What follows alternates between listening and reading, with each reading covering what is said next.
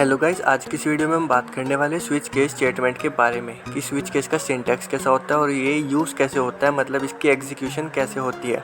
तो guys video शुरू करने टाइप कर देना और वीडियो एंड तक देखना। अगर पसंद आए तो लाइक करना, वरना डिसलाइक कर देना। तो गाइस स्विच केस क्या होता है? स्विच केस जैसा कि नाम आपको बता रहा है, स्विच करेगा कुछ केसेस के बीच में।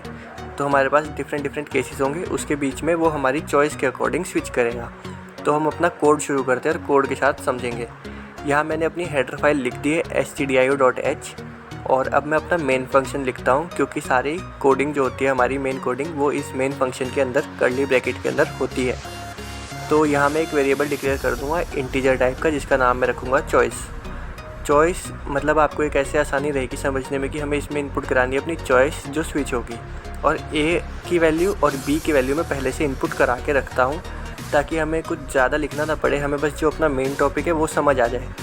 तो ए और बी की वैल्यू मैंने रख दी 10 और 2। तो अब मैं यहाँ पे एक मैसेज प्रिंट कराऊंगा printf फंक्शन का यूज़ करके, जिसमें मैं लिखूंगा कि अपनी चॉइस डालो, यानी कि एंटर योर चॉइस, और 1 2 3 4 करके 4 चॉइसेस दे दूँगा और स्लैशन का यूज़ करके उन चॉइसेस को अलग अलग लाइन में ले आऊँगा। तो यहाँ मैं अपनी अलग अलग चॉइस लिख दूँगा और अब मैं फर्स्ट चॉइस लिख रहा हूँ स्लैशन का यूज़ करके, और ये स्लैशन के साथ 1 इसलिए लिखा है ताकि वो इंडेंटेशन में आए, ई के नीचे आए। तो अभी मैं आपको रन करके दिखाऊंगा तो आपको दिख ही जाएगा कि ये कैसे होगा। और सेकंड चॉइस लिखता हूँ मैं फॉर डिफरेंस, क्योंकि मैं आपको सिंपल सा प्रोग्राम दिखाऊंगा जिससे आपको कंसेप्ट क्लियर हो जाएगा। अब थर्ड चॉइस लिखूँगा मैं फॉर प्रोडक्ट, मल्टीप्लाई करके भी दिखाऊँगा मैं इस प्रोग्राम में। और फिफ्थ चॉइस होगी हमारी फोर्थ चॉइस होगी डिविडेंड, और ये मैंने यहाँ पर लिख दिया। ठीक है, अब स्कैनफ फंक्शन का यूज़ करके अगली लाइन में मैं चॉइस कीवर्ड को, चॉइस वेरिएबल को स्कैन करा लूँगा। तो इंटीजर टाइप का है तो %d का यूज़ होगा, और %d के बाद कॉमा लगा के एम्परसेंट ऑपरेटर का यूज़ करके चॉइस, और सेमीकोलन लगा के लाइन टर्मिनेट। अब इतना मैं रन करके देखता हूँ कि ये चल रहा है या नहीं। तो ये रन कर लिया। अब देखो ये सारी चॉइसेस आ गई, और स्लैशन का यूज़ हमने जैसे किया था वो आपको समझ आ रहा होगा कि हमने क्या किया था। अब जो कर्सर था वो आगे ब्लिंक हो रहा है। अब उसको अगली लाइन में लाने के लिए मैं यहाँ पे एक स्लैशन और लगाऊंगा बिल्कुल लास्ट में, ताकि जो हमारी चॉइस है वो अगली लाइन में इनपुट हो। अब मैं इसे सेव कर लेता हूँ, 2 लगा दिए मैंने। सेव करके रन करते हैं और देखो हमारा कर्सर अब अगली से अगली लाइन में आ गया, जो कि थोड़ा कन्वीनियंट और नीट एंड क्लीन लग रहा है। तो अब आगे का प्रोग्राम लिखते हैं, जो कि हमारा मेन प्रोग्राम होगा स्विच केस के बारे में। तो स्विच केस का सिंटैक्स कुछ इस तरह होगा। हम सबसे पहले लिखेंगे स्विच और फिर लगाएंगे ब्रैकेट के अंदर आएगा हमारा वेरिएबल चॉइस, क्योंकि हमें चॉइसेस को ही स्विच कराना है अलग अलग केसेस में। तो ये मैंने लिख दिया चॉइस। अब इसके आगे कर्ली ब्रैकेट, और जो हमारे डिफरेंट केसेस होंगे वो इन कर्ली ब्रैकेट्स के अंदर आएंगे। तो पहले लिखूँगा मैं केस 1, और केस 1 लिखने के बाद हाइफन, और फिर मैसेज प्रिंट कराऊँगा printf और %d, क्योंकि मैं यहाँ पे सम प्रिंट कराऊँगा डायरेक्ट।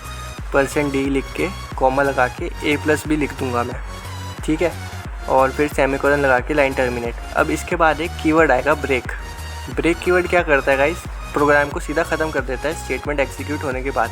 यानी कि अगर हमने चॉइस 1 डाली और तो हमें printf दिखाएगा a+b करके, और फिर सीधा ब्रेक, प्रोग्राम ख़त्म, प्रोसेस फिनिश।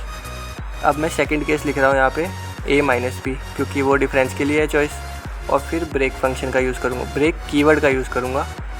और अब मैं लिखूँगा केस 3 हमारा होगा प्रोडक्ट के बारे में। सेम तरह से लिखेंगे हम printf %d और a*b, और फिर a*b के बाद आएगा हमारा ब्रेक कीवर्ड। गाइस ये सब आप अपने आप ट्राई करते रहो, ब्रेक कीवर्ड। और भी बहुत सारे कीवर्ड होते हैं, वो मैं आपको एक पर्टिकुलर अलग वीडियो बना के दिखाऊंगा उसमें कि कौन कौन से होते हैं। कुछ होते हैं गो टू, कंटिन्यू, ये सब बहुत कीवर्ड हैं ऐसे। और केस 4 में लिख देता हूँ डिवीज़न के बारे में। तो यहाँ मैंने %d लगाया और a/b, और सेमीकोलन लगा के लाइन टर्मिनेट, और अगली लाइन में ब्रेक। ठीक है, ये तो हमारी नॉर्मल केसेस हो गए। अब स्विच केस में क्या होता है, एक डिफ़ॉल्ट केस होता है कि मतलब इन 4 चॉइसेस के अलावा कोई भी चॉइस यूज़र ने एंटर कर दी, मान लो 5, 6 या 0 या कुछ भी, तो ये डिफ़ॉल्ट केस रन हो जाएगा। और यहाँ मैं मैसेज प्रिंट करा दूँगा एरर, और फिर ब्रेक नहीं है तो अपने आप ब्रेक हो जाता है क्योंकि डिफ़ॉल्ट है, तो इसमें ब्रेक की यूज़ नहीं होती। तो अब यहाँ मैंने स्कैनफ से वेरिएबल को स्कैन कराया, फिर वो स्विच हुआ ब्रैकेट के अंदर जाके। अब वो 1 होगा तो ये चलेगा, और ब्रेक करके कीवर्ड ख़त्म। ठीक है, उसके बाद वो केस 2 पे आएगा। अगर हमने चॉइस डाली 2 तो 2 होगा, ब्रेक करेगा, प्रोग्राम ख़त्म। इसी तरह ये अलग अलग केसेस के लिए अलग अलग चॉइस के हिसाब से अलग अलग केस पे जाएगा, उस हिसाब से अलग अलग केस रन होगा। तो ये था हमारा स्विच केस। अब मैं इसे रन करके देख लेता हूँ। तो ये मैंने सेव किया और अब मैं इसे रन कर रहा हूँ। अब मैं यहाँ चॉइस डालूँगा 2 जो कि है डिफरेंस, तो हमारा आंसर आ गया 8 जो कि बिल्कुल ठीक है। डिफरेंस के लिए 10 और 2 के हिसाब से डिफरेंस 8 ही आएगा। अब मैं आपको एक और चॉइस रन करके दिखाता हूँ और इसमें मैं डालूँगा 3 यानी कि प्रोडक्ट, तो आ गया आंसर 20। 10 स्टार 2 20 होता है। तो गाइज़ ये थी हमारी स्विच केस की वीडियो, सिंपल सा स्विच केस। अगर आपको वीडियो पसंद आए तो लाइक कर देना, चैनल को सब्सक्राइब कर देना और चैनल को शेयर ज़रूर कर देना अपने दोस्तों के साथ। गाइज़ मिलते हैं अगले वीडियो में।